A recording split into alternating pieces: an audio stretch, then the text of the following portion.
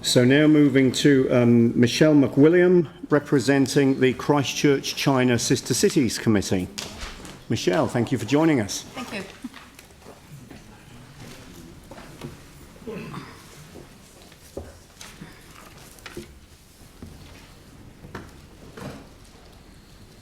Okay, thank you very much for having me here, Chair. I take it that the document submitted has been read by the councillors in attendance. I am the chair for the sister city for Wuhan and Gansu, and I'm also speaking on behalf of the other sister city relationships that we have, being Adelaide, Gansu Province, Karachi in Japan, Seattle in USA, Songapar in Korea, and Wuhan City, which has sprung to notoriety. Christchurch is a very unique way of managing its sister city relationships. It is run by citizens volunteers who are actually highly skilled and very passionate about running the relationships. Some of the relationships have been going for over 35 years. And they play an integral part in the city. What they have done is actually established us on the international framework globally.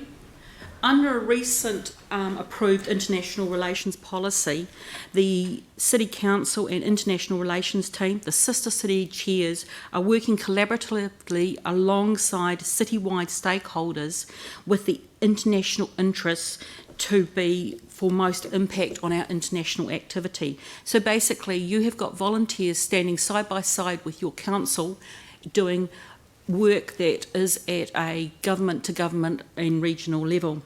Under the framework, we are the first city to significantly have all stakeholders agreed that the focus should be on increasing the well-being through a prosperous economy. So we're going to leverage our sister city relationships. You'll see that in the document that was supplied, the amount of leverage that we have gained with Wuhan and Gansu. What it means is that the sister cities see value in allowing a great people-to-people connections and leveraging the economic values. The sister cities are participating in the same strategy and coordination meetings.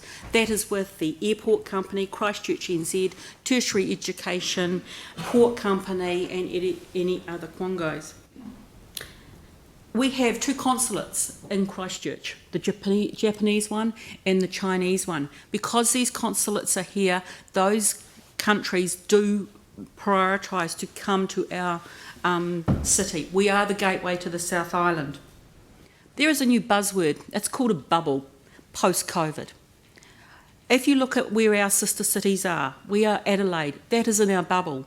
Our Asian relationships, that will be our next bubble. So that is China, that is Japan, and that is Korea.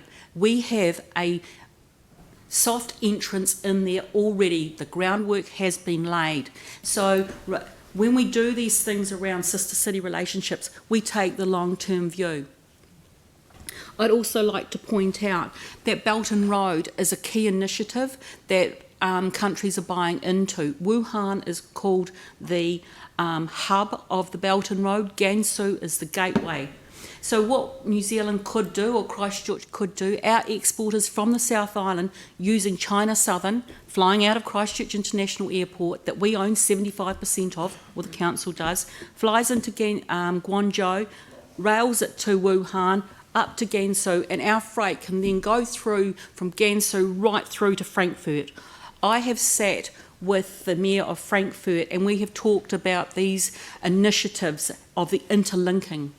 We are also part of the Maritime Silk Route, which is another Belt and Road initiative. Belt and Road is not infrastructure, it is actually trade and people to people and using those kind of leverages. So as a council, the sister city work that has been completed for the last 40 odd years by a team of volunteers who have passed the baton on has actually set this city post-COVID in a very unique situation. We're ahead of Dunedin, who have a relationship with Shanghai. They don't have an international airport that takes direct flights in. So when you're considering our budget for the sister cities, I ask you to think that of the long-term value that these volunteers provide, the work that goes on behind the scenes, and they open doors So when the mayor or a approved councillor flies into these cities, it's not a knee-jerk reaction. Those guys are going up there to reinforce the work. Asian countries are very trust-related, and trust is built up over time. Our sister city relationships have built that relationship. We can open doors using the sister city relationship for the economic recovery post-COVID. Any questions?